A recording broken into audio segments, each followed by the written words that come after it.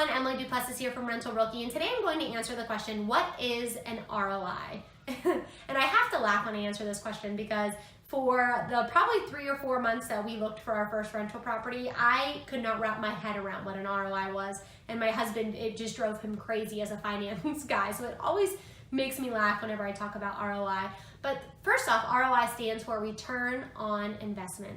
So any type of an investment that you make, whether it's a rental property, whether it's stocks, bonds, options, whatever it is that you're putting your money out in there to, you're investing your money to make some sort of money back, right? That's the idea of a return on your investment. That's when you're investing money and you want to make a return on that investment. Same thing applies to rental property, right?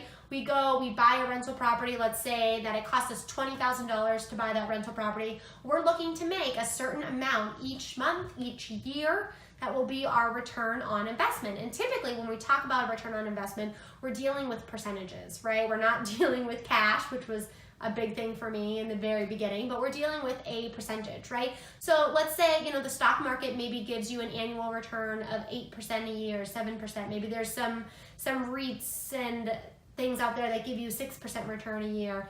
The great thing about rental property is that you have a lot of control over what kind of return you get depending on the property that you buy. And so you can be a stickler and really just look for properties that give you a 12%, 15%. Heck, we have properties that make us over a 20% ROI. So, the sky is the limit when it comes to rental property. You really can, if you really bust your butt, can find great deals out there. But again, it's this whole idea of what is your total return on investment? How long is it going to take you to recoup your money, right? So let's say, you buy a property and you're getting a 25% return on your investment, which again, we have some properties that do that. It's going to take us about 4 years to recoup our total investment, and then everything after that is just going to be, pure profit.